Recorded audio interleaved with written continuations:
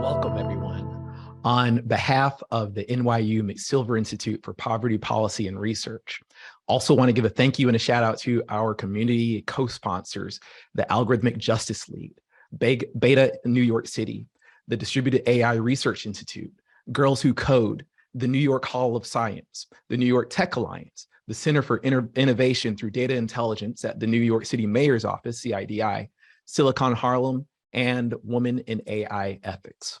This is the inaugural event for the AI Hub at McSilver, which was established to investigate how artificial intelligence AI-driven systems can be used to equitably address poverty and challenges related to race and public health. It's also to provide thought leadership on the implications around AI systems. I am Chris Hemphill. I am a fellow of the New York, of the NYU McSilver Institute, as well as serving as the Senior Director of Commercial Intelligence at Woebot, and also having focused on leading data science initiatives around addressing AI, algorithmic bias and challenges and unfairness with AI algorithms. So I'm extremely excited to bring Minerva Tantoco and Dr. Timnit Gebru into this conversation, especially considering their considerable experience in addressing these ethical AI issues. AI is something that is impacting all of our lives. So we're going to go, we'll go into the ways that AI is impacting our lives, and what we're not going to be focusing on things like the possibility of Terminator and things like that coming in, because there are really things that are happening right now when it comes to how we're assessed for credit and loans, how computer vision algorithms identify people, and there's a lot of things that are happening on the ground that we're going to address through an ethical lens. What we'll be doing, we're not going to go into a super technical conversation. Instead, we're going to focus on the impact, the potential impact to community of colors and people impacted by poverty, and overall strategic and general use cases to develop and use AI ethically. So with that, I would like to welcome Minerva and Dr. Timnit Gebru to turn on your cameras and your sound. Let's get introduced. So Dr. Timnit Gebru is the founder of DAIR, the Distributed Artificial Intelligence Research Institute, and Minerva Tantoco is the Chief AI Officer and first Chief AI Officer at NYU McSilver. Exciting to have this conversation with you. We'll be dropping links to their bios in the chat box so that you can learn more about them, and in a few moments, they'll actually tell more about their backgrounds. So during this session, I want you to feel like you are a part of the conversation. Not everybody's on stage right now, but you're as close as possible. So let's use this opportunity to get to know our panelists, get to know each other. Tell us where you're from. Tell us what you'd like to get out of the conversation. And if you have questions directly for the panelists, then we invite you to use the Q&A button. Like, I know that there's going to be questions in the chat and everything like that, but I want you to use the Q&A button so that those can get sorted and we can see those questions surface. There's a lot of people here. We just want to make sure that those questions are surfacing so we can bring you into the conversation and get those answered. So the way I like to do it, my background is I've streamed on Twitch before, and I just like doing things like live and in person. So I'll just bring in those questions, and we have a flow of conversation, but we'll try to get to your questions in a non-awkward manner. But again, Q&A button, get those questions in, and we will get started with you. So let's start here. Just with what we want to get an introduction. We want a personal story and background, overall experience with ethical AI, especially knowing that we're talking about a field here that has a lack of representation from diverse faces, voices, genders, things like that. So we want to talk about our like the experiences in this field. So let's get started. Timnit, I picked you first. What drew you? Could you give us an introduction and talk about what drew you into this field? Well, I'm going to try to keep it short because I can go on for a long time just on that question. So, well, my name is Timnit. It actually means wish in Tigrinya. And so I was born and raised in Ethiopia, and I am of Eritrean descent. And when I was 15, I had to leave because there was a war.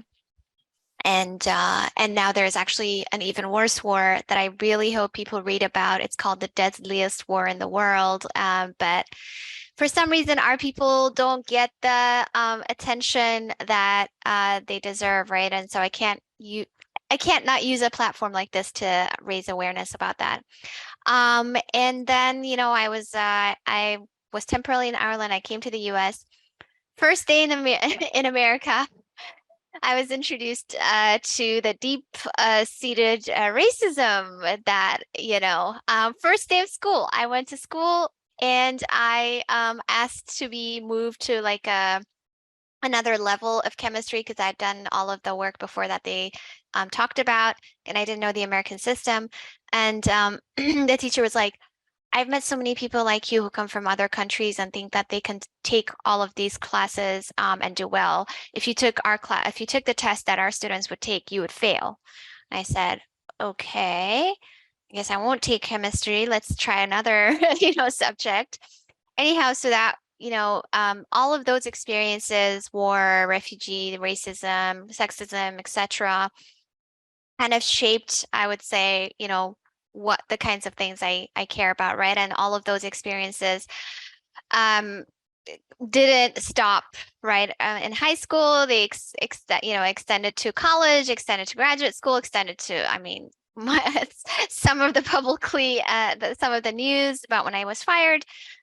So throughout that time, I was always interested in science and engineering and physics and things like that. And, my dad was an electrical engineer. My sisters are electrical engineers. So I didn't really even think it through. I just kind of did that. And then at some point, I got much more interested in machine learning, computer vision. I was just veering. I was really kind of meandering. And I was, very isolated as a graduate student. I decided to drop out. I started a company. I left that. It was a whole kind of meandering situation. But while I was doing computer vision, PhD, I was at that time very much, even though I had had all of these experiences of racism and sexism and all sorts of issues, I hadn't connected them to the technology that was being built. That I started doing that very recently because I didn't have a framework to think about things in that way, right? So I was just kind of working on computer vision, like, oh, person detection seems so cool. Like, how do you do that?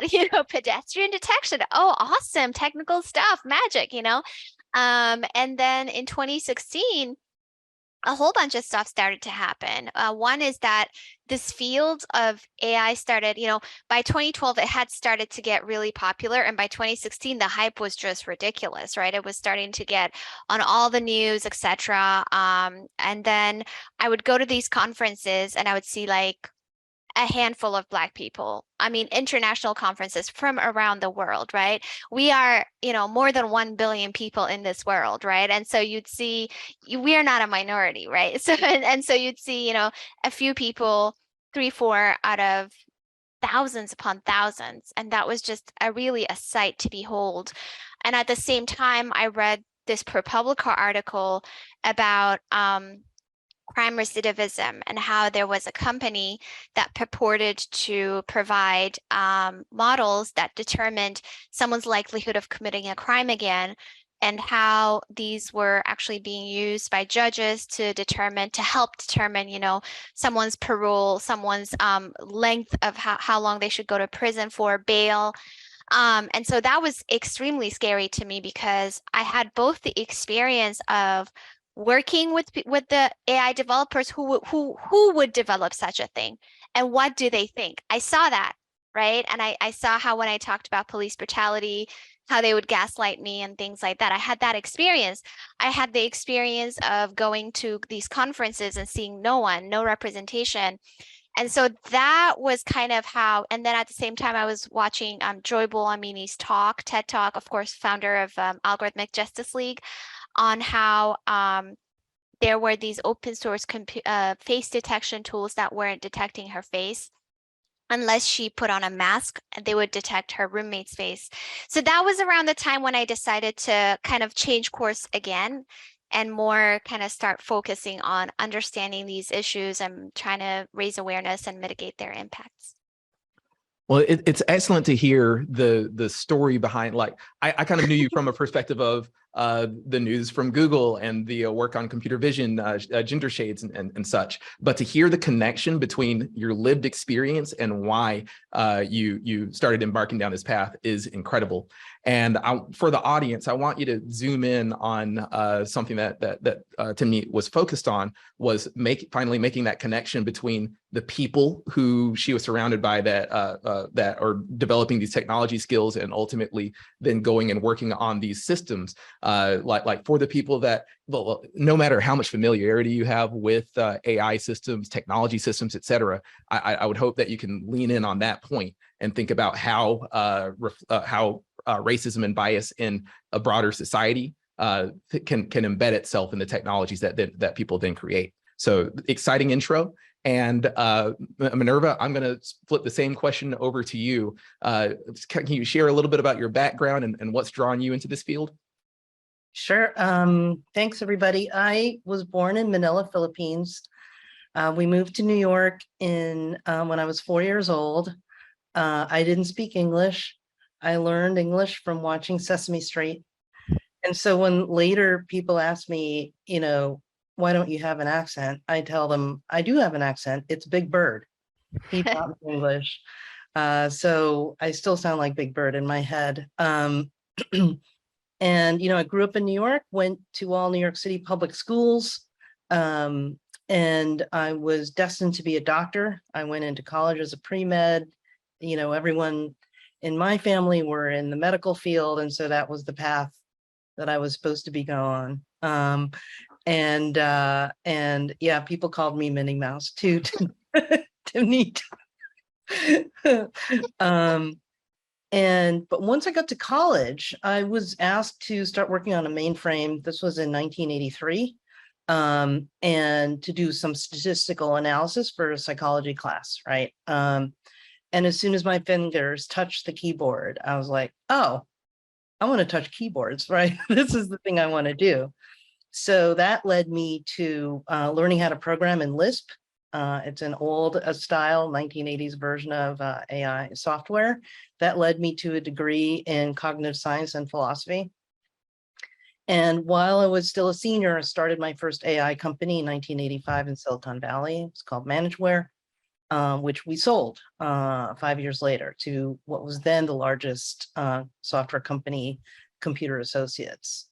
I did that while I was writing my thesis on the theory of subjectivity in machines, which I probably should reread now, years later.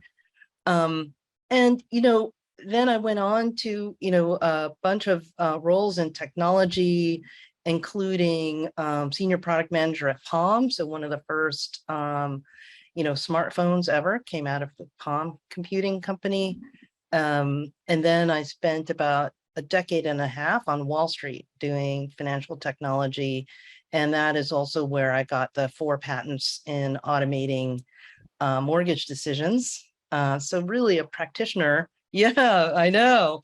I think the important thing is that once I left Wall Street, I became the first ever CTO of the city of New York. And that was the moment in which I understood really much more clearly the role of technology policy, legislation, and how it impacts everyday lives, how it could harm those, expand the digital divide, and also how we could use technology for the public good. But I'd say in the end, what I've learned throughout my career, I've often been the first one in that role, the first CTO of Gray Advertising, the first CTO of New York. And in many ways, I've invented every job I've ever had. So my advice is always follow your path, even if others say no one's ever done that before. To me, Build your table. That's a reason to do it. You know, people are going to want to hear deeper into that. This is going to be an opportunity for the people that want to do right in their organizations to figure out how to mechanize that, how to operationalize that. So I hope that we can get deeper into that part of the conversation. Also, I wanted to say that, again, this is the inaugural event, the first time that we're having this type of conversation with the NYU McSilver Institute, and there's been no less than like 100 chats from all around the world. I know, I love it. I love seeing all the chats. Yeah, so fantastic audience. Hello to Vivian, Carlos. Like I saw somebody coming from Atlanta. Hello, I'm in Atlanta too. So it's just exciting to see just the global interest in this subject. Brazil, Sudan, Canada, Switzerland, all over the US. So cool. Yes, appreciate that and appreciate the interest in this topic. So we'll get even deeper into that too. But let's start with the baseline. Let's start with, like, I can say AI all day, and that's a billion different meanings. I can say data all day, that's a billion different meanings. So let's get a baseline going here where whether you're technical or non-technical, how about we define what ethical AI is, and like kind of give a brief description for that. And Timnit, I picked on you first. Minerva, do you want to start with how you define ethical AI? Sure. I'm in Manhattan, as you can hear the sirens going, but I think in short, I mean, the word ethical means so many things to many people, but for me as a practitioner and sort of, getting the religion about, doing the right kind of AI, to me, ethical AI from a practitioner standpoint is the mindful and intentional design and deployment of AI to serve the public good and reduce its harms. And I think that's one way to, because it incorporates the philosophical understanding of ethics, and the practice of it is really important. And also to focus not just on the inputs and the data and the output, but also it's intentional throughout. What models are you using? How are you testing it? Who's using it and for what purpose? And, and so it's important to have that mindful and intentional approach to the creation of AI and the usage of it. So I think that's an extremely powerful place to start. And Timnit, I'm wondering if you have anything to add to that. I think I don't have much to add in terms of the definition, but I think I remember my former co-lead, Meg Mitchell, who also got fired from Google. She started a team called Ethical AI at Google, which I co-led with her after she started it. And she coined the term, from what I understand. And I remember when we were having these discussions, and I remember Joy was also Dr. Joy Bolamini, I think her hard-earned PhD, I need to give a shout out to, was part of those conversations. And I remember we didn't really like the AI for social good term, because it also implied AI for social bad or AI for social not good. And so we're like, shouldn't anything created be good, like good AI, or, like that's just what it should be. So then and then from that, I remember the term, ethical AI, right? And we didn't necessarily like the term AI ethics, right? Because what we're saying is all of it should be like that. All of it should be created that way, right? Why isn't that the assumption? So I kind of, for me, that's I think how I think of it, how I think of that term. Yeah, and that's a powerful message of thinking about it too. Just the perspective, like anytime there is a potential for harm or bias, like that should be a consideration across all AI, as long as there's a potential for harm. And I actually forgot to lean into my background here. There's a little perspective that I want to share, and I think that this question is actually a good opportunity to do it. There is I work in healthcare AI, and there's a doctor and machine learning expert, Dr. Ziad Obermeyer, who actually wrote a paper back in, I believe it's 2019 or 2018, that highlighted bias from a machine learning algorithm that was designed to identify high-risk patients and include them in a particular program. One really inspirational quote that came out of that, I had some conversations with him, but the way he frames it up is that when we're dealing with systems that are using past examples, using data to make future decisions, then we have the opportunity to encode and replicate the bias that was inherent in those decisions, in those systems as it was reflected. So he looks at it as a choice of do we acknowledge that bias, or do we ignore that bias and continue and mechanize it, or do we make the individual decisions needed to acknowledge it and counteract it in our design and system choices? So appreciate that, and appreciate the activity from the chat. Let's move on to like discussing where we like the kind of the things that we are working on today. Minerva, I'll start with you on this one too. Just with regards to the mission of the AI Hub, we're talking about NYU McSilver Institute and its focus on policy and social justice. Could you talk about the mission of the AI Hub and how it relates to that in terms of ethical AI? Yeah, thanks. I mean, this is one of the reasons I'm so excited to be part of the AI Hub at McSilver is putting this concept of ethical AI into practice, right? And to apply it in the context of a research institute that is intentionally looking at how AI as a system of techniques and tools can actually be used to address poverty and challenges relating to race and public health. And how do we provide thought leadership on those implications? So initially, we're focused on looking at Black and Brown youth suicide rates, potentially using the tools of AI to help address what are the actual correlations between the rise in Black and Brown youth suicide, and how can we use that to help drive policy in this space. So I think the component of the Poverty Policy and Research Institute is to do the research using the AI techniques to actually point at real problems that no one else is actually looking at. Those issues of racial bias, those issues of gender bias. And so based on that, we can help to reduce the harms of AI as well. This other component of the AI Hub is very specifically policy driven. So based on that research to help drive the policy so that investment, additional research, and potentially even, legislation and other policymaking decisions are made with that research in mind.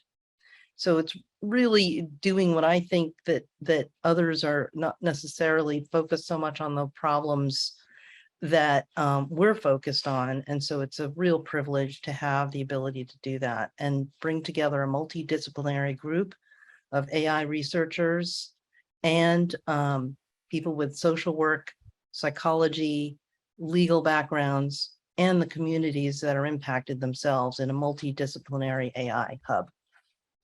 So Minerva, I just want to bubble on to that one because it just got me really thinking and really inspired about something, which is if we think about a lot of the common uses of AI, how we're getting some of the people from like some of the best, some of the most prestigious institutions in the world and things like that to come together and work on problems. What are the problems that they're focused on? Well, a lot of the time it's, well, how do I show you the most addictive video in your TikTok scrolling? Or how do I show you the news item that's going to outrage you the most to keep you engaged in the social network? So I like the phrasing and thinking around, okay, well, let's change the purpose of how we're using AI. It starts there to how we're like looking at the covariates and the various things that impact like youth suicide and adolescent mental health issues. So that just goes into some good thinking that we're seeing in the chat, some good thinking that came from Vivian as with regards to how we think about how we use AI systems. So just wanted to give a kudos to your focus in bringing that. One sort of soundbite there. Really, the question is, what are you optimizing for? right? So you have data, you have a model, but you're optimizing for something. So can we optimize for other things besides, commercial gain or, war or something like that? Powerful way to think about it. And Timnit, to get into your experience as well, very curious about your research, what you're working on right now, and ultimately there's a big high profile story, sad to say, about how the research and things that you were coming to bear, like in the stochastic parrots paper, these are observations on the ethical limitations of language systems. There's observations about these things and suggestions on how to better approaches. And I just personally think that being fired for expressing those views was absolutely wrong. So could you talk about the background there in that research, and then ultimately like how that led to the founding of DAIR, Distributed AI Research Institute? Yeah, sure. So, like I said, going back to, let's say 2016, I was an analog circuit designer before that. I was working at Apple, and then I went back to my PhD and I was doing computer vision stuff. Then I started, veering off into this space. And when I did, I started with a number of things. So the first one was worked on a paper with Joy Buolamwini showing and this was part of her master's thesis, basically showing the disparities in error rates among, when you look at APIs that had automated facial analysis services tools, right, that were actually on the market from Microsoft, from Face++, from IBM. And we showed that they were much less accurate for darker skinned women than they were for example, for lighter skinned men. And so when you combine that with, who is over policed, etc., then it ends up that there are a lot more. We actually said that we expect that this kind of stuff would result in wrongful arrests of mostly Black people, right? And so Hari Johnson at Wired has a great article, a profile of these 3 Black men who were wrongfully arrested because they were misidentified by an automated facial analysis tool. And, they weren't sentenced, but you see that their lives were turned upside down because of that. And for what? It was for, for being suspected of stealing something small or whatever, which then goes to the larger question of what exactly is our society trying to do, right? Over police and over punish, rather than thinking about how can we actually nurture people and what is it that we can do for people. So it started there, and then I worked on documentation practices, and I was like, hey, given my engineering background, we used to have lots of documentation. We need that kind of stuff here, so that's what I was working on. Then, worked on Black and AI because we're like, oh, we don't have representation. We need to have enough representation. So when I was working at Google, this was, kind of the path that I was going down. And so we, around 2020, which June, basically, where May, June, where the George Floyd was murdered and there were worldwide protests. I remember there was an email thread among the researchers on a large language model that was produced by OpenAI called GPT-3. And everybody was just super excited by it. They're like, oh my God, this is so good. And I was like, and also check, Anima Anandkumar at that time was talking about how there was such racist and sexist outputs. And she was even saying, how could you release this during this time when people are having protests, etc.? People weren't super interested.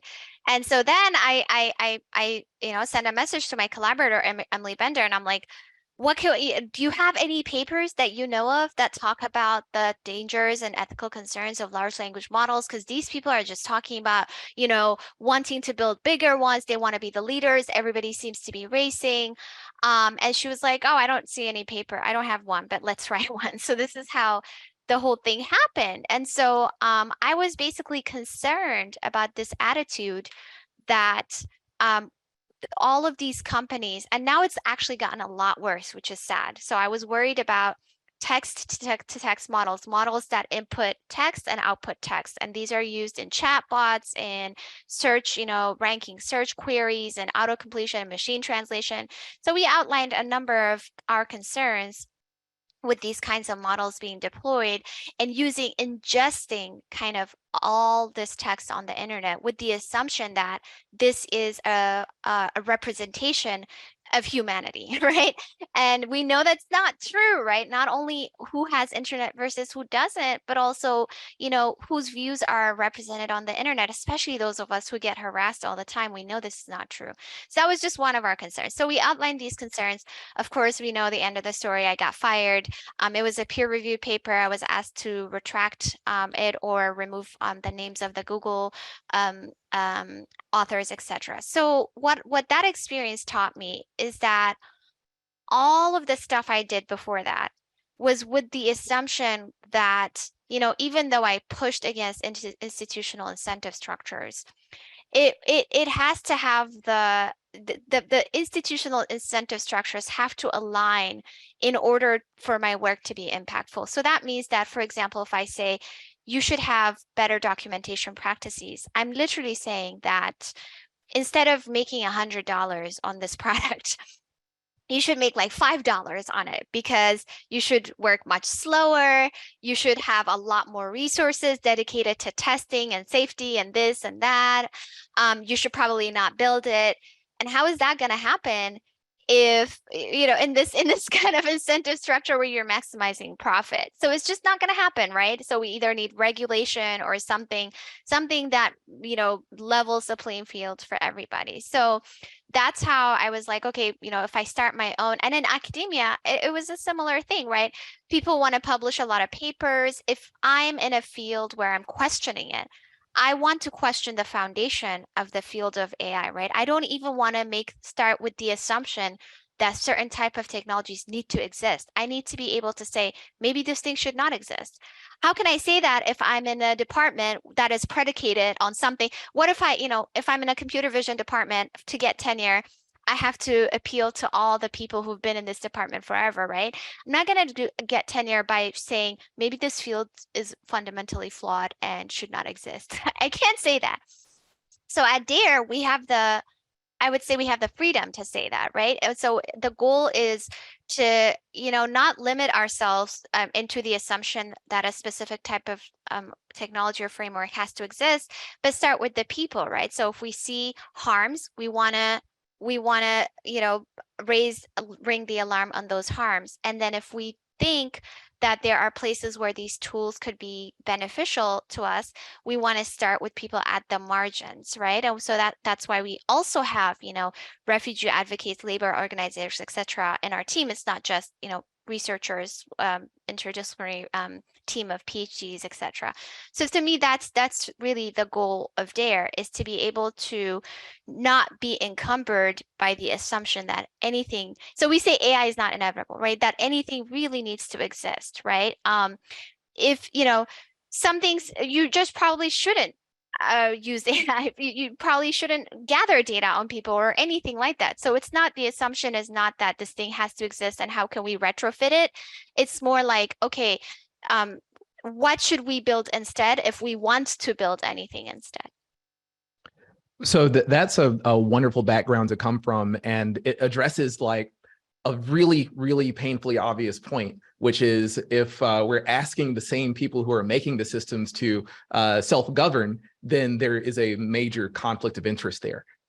So it points at a system level perspective, and it at like a kind of a point that we had a little bit earlier when Minerva was talking about what the AI hub actually does and what it's focused on. It focuses at the problem level itself. So it's exciting to hear that perspective. Also, I see that there are some questions starting to flow in our Q&A panel, as well as some comments that I've been itching to address here as well. Let's get started by going into the potential harm, because Timnit, in your story, you were talking about your overall background and mentioning some harm points, but I'd really like to dig into the potential harm in terms of gender and racial bias from algorithms that are in use today. Sorry, did you want me to go first? You're first this Yeah. time. So I started, I think I mentioned a little bit of it. So there are many potential harms, right? And the biggest one that I think of is perpetuating historical injustices, and even creating new ones. So for example, here is an example.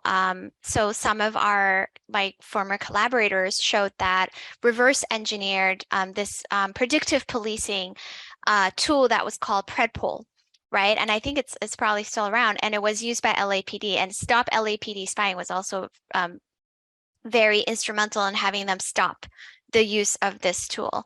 And so what they did was they said, okay, let's try to figure out, what the crime hotspots will be, right? So which neighborhoods are going to have more crime? So let's use AI to do this because that's good. Or data science or machine learning, whatever. So then what they would do is they would send more police to the places that they think are going to be crime hotspots, and then they would arrest more people. Now, what does this mean? It creates, and then if they arrest more people, that validates their view that this was a crime hotspot. If you're going to send more police, obviously you're going to arrest more people.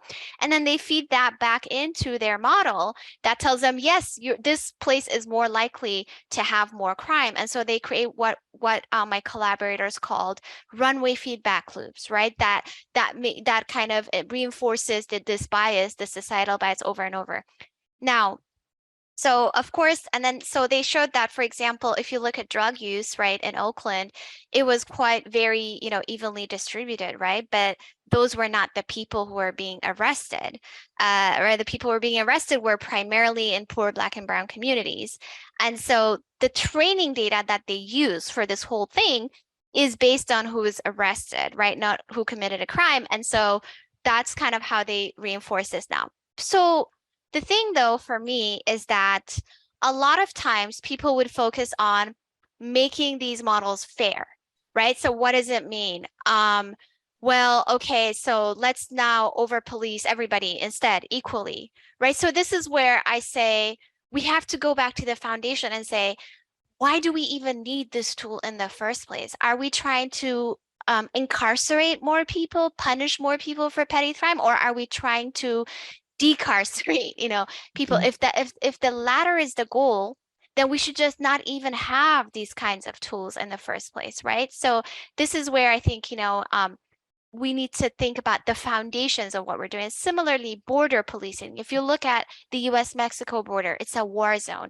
If you look at the EU-Africa fortress Europe, it is a war zone. Hundreds of people die because we're policing migration. So this starts from the assumption that people should not be able to migrate, but that borders are, closed, and we're kind of like this, and people should not be able to come in. So with that assumption, we build these tools. And then once again, these tools are biased, etc., like I've shown in even my work. But then we have to go further and say, why do we even need these tools, right? So to me, these are some of the ways in which these tools are harming some of our communities. Excellent focus there, and I hope that even if you're coming from a non-technical background, you can see that, like, let's use the arrest example, that if your data is dependent on arrests in a certain area, and then you increase the arrests in that area, then you're creating that runaway feedback loop. That point was really powerful to me. Minerva, your perspective on potential harms, gender, racial bias, et cetera, with AI. Yeah, I think the template of reinforcing bias, automating bias, creating more bias is true wherever you point AI unreflectively, right? So lending algorithms. Well, if historically in that neighborhood there were a lot of defaults on loans, then you're going to charge more for that loan and maybe charge a higher interest rate or reject it, and you'll find even more defaults and a decrease in the value of the neighborhood, the homes in that neighborhood. Another perfect example, which I'm sure everyone can relate to, is the use of AI now in hiring algorithms, sorting through resumes. Every major job site uses AI now. There were attempts by some of the big tech companies to automate the reading of resumes. They used the pattern of the people that were already in the company and say, match this pattern. And guess what? It threw out any resumes that looked like they were from another country or from women, because they were trained on the largely white male tech, employees that were already there, right? And so every big tech company has tried to do this. And so, these automated employment decision tools, automated HR performance review tools, they determine, whether you even get seen for an interview. And once you're there, it can determine whether you get a good or bad performance review. So to the point where now, New York City implemented a law that started this year. There is a New York City law on automated employment decision tools. This bill requires that there be a bias audit be conducted on any automated decision tools prior to the use of that tool. And then that bill also requires that they reside in the city and be notified about the use of the tools, and is subject to civil penalties. So, sort of just to put a little bit of a frame on that, where there are harms, but at least there's some recognition now that there needs to be an active sort of legislative and policy decision to reduce those harms and actually reinforce the rights that we already have. Like, machines don't get to take that away from us, right? So when we're thinking about the harms, and we've I hope had a good fundamental conversation on that. I hope that there's some good examples. I can see from the audience gleaning onto it.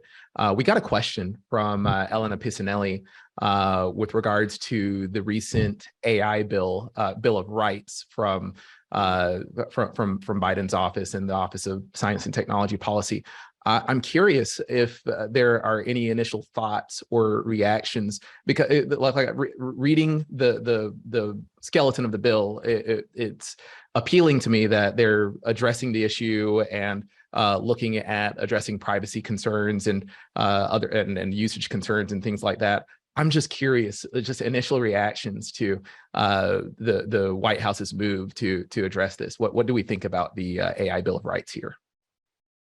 Minerva, do you want to? Yeah, I'll start. I think, I think it's an important step, right? There were things I liked about it, which is the use of civil rights, AI civil rights. Like, machines don't get to take away your civil rights just because we've automated the bias. Now you can say the machine did it.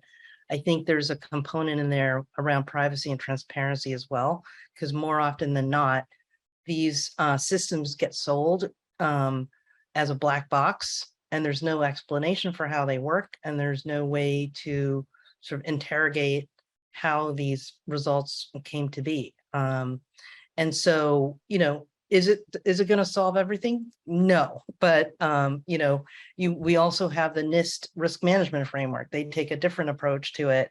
There's a risk management framework for AI that's now the second version is up for comment. They're looking at it from a risk management perspective, right? One that presumes we have to use it, and therefore we need to address the risk, but it doesn't even question, the way Dr. Gebru was saying, should we even have it? But let's just assume that it's AI is out there, and that the people of the United States should know that they still have rights within the context of AI. And so, it's not going to solve everything. I think it's a really important step. And I think it's showing that the White House is starting to take some leadership role in setting the tone for how to regulate AI and technology overall. And Timnit, your thoughts on it? Yeah, I was, I think very similar. I imagine when people are working on something like this, it's very difficult to get it out. And I know some of my friends who actually started the first conference on fairness, accountability, and transparency in socio-technical systems. They went to the White House Office of Science and Technology Policy to work on this. So I know working in the inside how difficult it is to get anything like this out there. So I think it's a good first step. I would, what I want to see in general is moving the onus to the corporations rather than consumers, and so I've heard a lot of conversations internally in these companies, and what they do is they want, plausible deniability, right? If they say, hey, like if you go say, I want to investigate such and such, and they'll say, well, if we don't know how to fix it yet, we don't want to find the problems. It's better not to find the problems. And I don't want them to think it's better not to find the problems. Which other industry is allowed to do that, right? So it's, how many, like even when I look at the transparency just in cookies and stuff, right? Like when I go to websites, it says accept cookies or deny, and sometimes I don't have a choice. If I'm gonna use this website, I have to accept all the cookies, right? And so I don't know, it just feels like, we want the onus on the corporations. Not people don't have so many resources to analyze everything, to fight everybody. And the justice system, and I mean, I've seen this in my own struggles, is really does not, see the difference in the resources that an individual has versus a corporation, and what they can throw. And so that's sort of what I want to see, and I want the punishment to have real teeth, so that it's not just like a budget line item, so that they really, really think about, the when they do a cost benefit analysis, so that they really think of it as a real cost, right? Not just a budget line item. Okay, like being sued, yeah, here, budget line item or whatever, rather than just make sure you don't want to, you don't want to do it. I'm going to need you to say that louder, louder, louder. Move the onus to the corporations, not just the people, because think about half the people here, some people here might have like had some terms of service or something like that, some community standards violation from something that was posted on Facebook that might have been harmless or what have you. And if you're dealing with that corporation back and forth, you can say, I know my AI Bill of Rights, but what kind of a response are you going to get from this massive, intentionally faceless corporation? Right. And I think, fines is probably not enough. Well, what if your algorithm actually caused someone's death? It's actually a non-AI example, but COVID related. There was a paper on the racial and ethnic bias in pulse oximetry. So if you remember those pulse oximeters that would measure your oxygen levels. So this was going on in the hospitals, and there was a study that it turns out they don't work well on darker skinned people. And so it was misreading your oxygen levels, and you did not get the right treatment as a result, right? So how is that not, a huge liability for the company that produced it and didn't test it with dark skin, for the people that were harmed by it, and for the, folks that were using this tool, right? And, I think there's, and I'm sure, Chris, you've got some thoughts on this, which is particularly in the healthcare field, this level of bias is extremely dangerous. Yeah, like just specifically the bias that I was exposed to from a healthcare perspective was just a question of whether or not people who would need particular communications or need information about certain disease states were receiving access to that information. So there's a piece that came out from Stat News by Casey Ross a couple of years ago. And I would encourage like Google Casey Ross AI bias and find that piece, because when it was an article about AI bias, but it started talking about this town in North Carolina and how there was redlining and how districts were zoned, and like how there was an economically poor area and a wealthy area, and how algorithms and things like that then encoded the race, like encoded the segregationist past into the outgoing approach. And he actually went and spoke to people who had been left out of certain communications and things like that from a healthcare perspective. But gosh, here's something unfortunate: is we are 52 minutes in, and I got to say this. I got yeah, so time's flying. But I have to say this: none of us would be here. None of us would be here if we didn't have a passion for working with data to start unearthing insights and helping to serve the underserved and things like that. So we have been talking, and I mean, it's important to establish the potential harm. But I'm curious about getting into what are the, like, if we're doing things right, if we're putting the onus on corporations and things like that, what are the potential ways that AI approaches can benefit communities and underserved people? Minerva, I'll throw that at you first. Yeah, I think, I'll hark back to when I was in the city of New York and we did a computer science for all initiative. And we had a discussion once we got the funding, both public and private funding, which schools. So the idea was to put computer science education in all public schools. And the goal was, to make it available to those who might not have, the ability to learn about computing in the public schools. And so one of the things we intentionally did was, rather than implement it initially in schools which had good broadband and access to computing and all of that, we purposely did the data analysis, say, which are the schools that need it the most? Which are the schools that have the highest levels of poverty, the highest users of public assistance? Because those are the kids who are not going to have computers at home. Those are the kids that don't have Wi-Fi at home. And those are I think that's sort of flipping the approach and saying, how can we use data science to actually put resources and where they're needed the most, as a kind of flipping the model, instead of like, where is it today and let's keep doing that, right? Which is often a pitfall of perpetuation that pattern seeking algorithms do. And so I think that's a huge benefit. And one other on the same lines is, if you are an underrepresented person, encourage everyone, study AI, take data science, become some of the people that are in the room. There was a situation where I was working on Wall Street, and I said, oh, geez, I'm the only person in this meeting who's a woman of color. And someone said to me, you're the only one in this building, right? So given those odds, what are the odds that, the stuff that comes out of this team are going to be equitable in any way? So I would encourage, as a benefit, to actually engage and be part of, the development of and policies governing the use of AI, because they do impact us every day. So I would love to go deeper into what it takes to encourage people from underserved populations to go into this field. But before doing that, Timnit, I was curious about your perspective on the potential for benefit for people in underserved populations.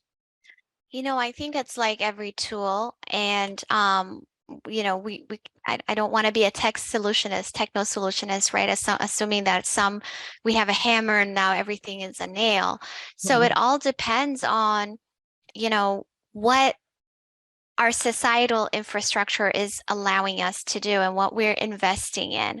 And some of the really cool things that I've seen personally are, for instance, Indigenous communities using it for language revitalization. I always give this example of the Maori in New Zealand, and the way in which they built this language technology for language revitalization, and they refused an offer to sell their data to this American company called Lionbridge. And they were like, data is the last frontier of colonization, and you beat our language back, out of our grandparents, and now you want to sell it back to us as a service. No, right? So to me, it depends on, we all need to have literacy. I think it's really good. It's really important for us to have representation, but that's not enough, because I was in this space, right? And until I had the frameworks that were created for me by people in science, technology, and society studies, by people and sociologists and other people like Ruha Benjamin or, Safiya Noble and Simone Brown and these people, I really, I learned how to build, but I didn't even have the framework to connect how this technology that I was even helping build was really, helping oppress me and my people. And it had, it was basically kind of, I was part of the system, right? And perpetuating it. And I was working super hard to bring more people into that system. But we were all then still, perpetuating the same system that was harming us. So I think we really need this literacy. I mean, somebody else was talking about it here in the chat. This literacy that, when we bring people in, it's not just that AI is this shiny thing, but we need to have this framework for how to think about, the society that we want, and how technology has perpetuated some of these horrible issues in the past, and how we can do something different. So in that sense, so I've seen some really interesting, like I said, like language revitalization type things. I like the watch the watchers kind of thing, that flipping the script that Minerva was saying, but that means we have to start from the people at the margins. And so I like that, that comment too. We have to start from people at the margins and make sure that they have these tools. And that's really difficult because the current paradigm is, let's say you want to do a startup, let's say you want to do something, you're always appealing to the higher powers, right? You're always appealing these employment tools, right? You're always selling them to prospective employers, not to prospective employees. So you're, or you're trying to appeal to law enforcement or something. So we need to have a paradigm where you can appeal to the more disenfranchised people, right? So that we can build together something that helps people at the margins instead of, appealing to the more powerful. Goodness, I have to say, we're at time, but we're not at time. All right. So we've talked a little bit earlier, and we're going to go a little bit over. So don't feel obligated to stay, because there is going to be a recording. But for those who want to continue the conversation, please feel free to sit, because there are some, like, just even from that last segment alone, there's some things that we need to address. I am seeing a lot Lots of questions. yes. And like if we were to group some of these questions, a lot of these are practical questions.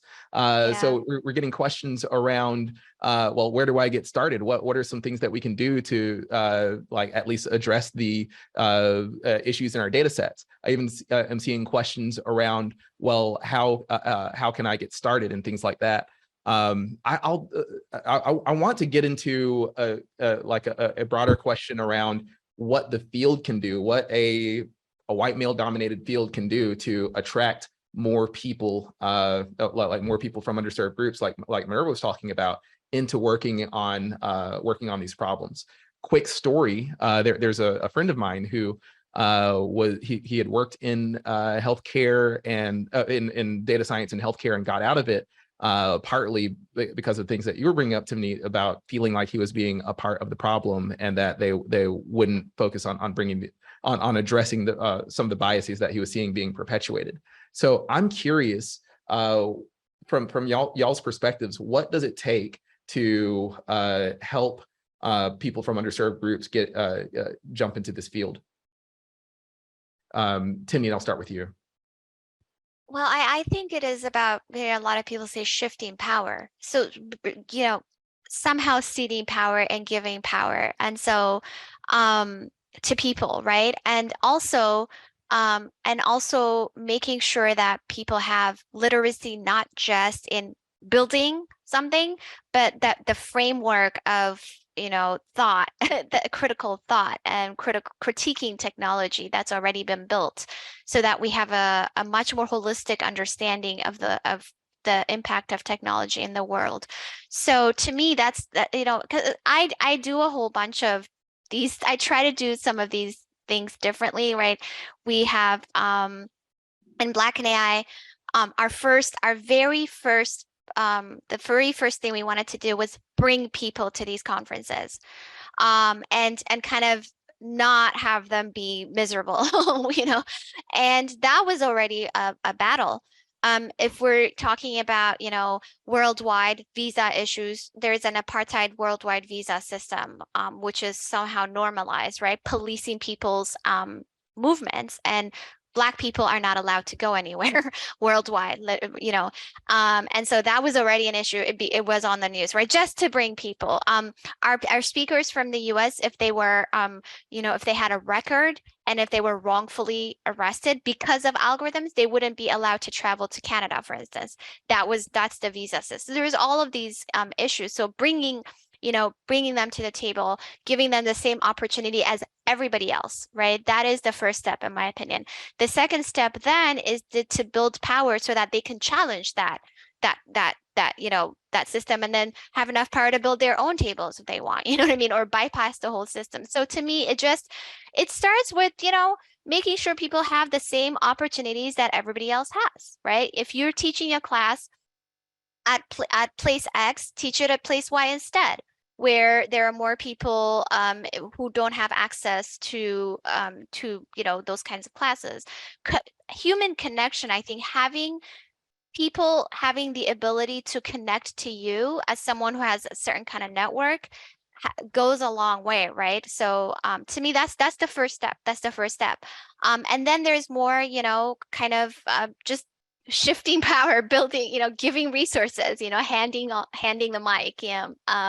So those are some of my initial thoughts. And Minerva, your thoughts on that? Yeah, you know, excellent points, Timnit. I mean, you know, this sense of isolation as being the one is real. And the pressure, you know, I'm often of two minds, because on the one hand, I want to encourage more people of color, women, marginalized folks to go into the industry. But then they ask me, why aren't there more? And I have to say, because the industry is racist and sexist. That's why, right? Which is not a particularly encouraging thing, but it's the truth. And so, you know, I think the first thing is, it's not just our job to make it fair. Everyone's job, right, is do that. I think we all have this burden of like, now we're going to solve it and be the ones to fix it for everyone. It's like, no, I didn't create this problem. Everyone has to fix it. And so I think the things that I've seen are really encouraging are, you know, sort of free, you know, boot camps and classes that are targeted at specific communities. I've seen lots of folks go from, you know, minimum wage jobs to like high paying engineering jobs in the space of a year. And they got their training for free and things like that. So there's a lot of great, you know, initiatives now that are starting to take fruit. But the other thing to note here is, as you said, once they're there, they need support. They need to, you need to go out of your way, and not just we people of color, but everyone on the team needs to go out of their way to address, you know, the already existing, you know, lack of access, bias, and, you know, sort of isolation that's there. Just assume that they're going to need additional support once they're there. Otherwise, it's going to be like many folks who just leave the industry after, you know, they might have gotten that job and then they're going to leave. So I think, you know, having that support system and really intentionally making sure that their success is part of the success of that group or that company or that, you know, institute is very important. So that this is the subject of a whole freaking webinar, honestly. Yeah. We'll have another one. It's great. True. So another bucket of questions that I wanted to address were around the practical considerations. It seems that we have some practitioners here and some decision makers here. I just want to quickly throw out one project that took part in was the Chicago Booth Center for Applied AI. A lot of the focus that we had was on healthcare algorithms. I was working at a company and they had partnered with them to help identify bias within healthcare algorithms. But as a result of that work and work they did with other insurers and providers and other healthcare organizations, they came out with an algorithmic bias playbook.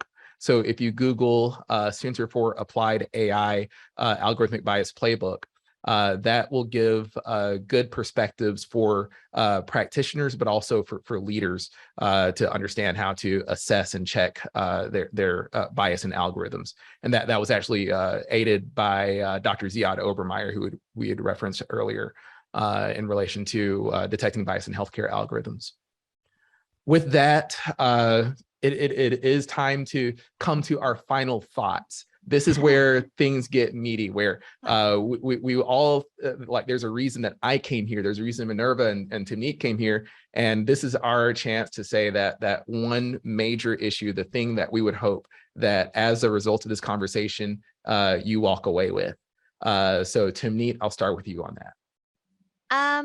I was just looking at all of these different questions that we didn't answer. So maybe a lot of people want to know what they can do and how they can get involved. And I would say, follow, if you're at your work, and try to build a coalition, that builds power so that you can stop, if you see something harmful, so that you can plug it, so that you can stop it there, right? So there's the Alphabet Workers Union, Amazon Workers Union. They're, trying to stop harmful military contracts by their companies or contracts with ICE, etc. So you can do that. If you want to learn more about the issues, you can follow, some of our organizations, right? Algorithmic Justice League, DAIR, etc., Data and Society, AI Now. And if you want to get more involved in AI and you're from any of these groups, there's all sorts of groups like Black in AI, Latinx in AI, Disabilities in AI, Women in Machine Learning, Women and Underrepresented people in NLP, and things like that. So even, those groups give you an entry point, kind of much more support. And if you're at universities, you can demand that your universities, do certain things. I think that you can, don't try to boil the ocean. You can do something where you are, at the place that you are, and that action spreads. So that's kind of, what I want to say to people, and make sure you build a coalition and have support so that you're not, it's always collective action. It might feel like it's not, but even if it looks like, in my case, I consider it as collective action. I got a lot of support from a lot of people, so all of us were playing a specific kind of role. So that's kind of, I think that those are my my parting words. Fantastic. And Minerva, your final thoughts for the folks who have hung with us today. Yeah, I mean, I think just spreading the awareness of the issue is really an important one. Practicing that, flipping the script, and not just accepting that this is how things are. So that's maybe your own personal mindset as a practitioner. Focus not only on the data and sort of the decisions, but really in between. What is the design? What is the deployment? And really examine each layer of what you're working on for potential harms or biases that might be baked in. And, I would love if there was some, reporting infrastructure, like, here in New York, we have 301, you can report if there's garbage on the street, you can report if there are rats. We should just report, AI bias. So there should be a way to do that. And sort of really be in a community together and figure out more and more ways to do that, both locally and nationally, on these important issues, and play a role in sort of, fighting back and helping to implement and have a voice, or give a voice to those communities that are impacted negatively by these biases. And I'll finish up by saying that like what I'm hoping that people got out of this is just the experience too. How many billions of chat messages got exchanged? All of them positive. Yeah. So many. So Timnit, you were talking about building coalitions. Like, I'm hoping that everybody here is connecting on Twitter, LinkedIn, what have you. This seems like a good community of like-minded people to build that coalition to when the moment of truth happens, when you see that there is a potential bias or harmful way of doing business or something like that, that you feel empowered to speak up. That's the main thing that I would hope that people get from this, is the confidence to, well, the confidence and interest in studying the underlying problems themselves. But just remember that no matter how much knowledge you have and how much you bring to the table for yourself, like, the difference happens when you take the risk and speak up. So with that, again, big thank you to everyone who has come, and like, I actually promised not to go 15 minutes over, but here we are.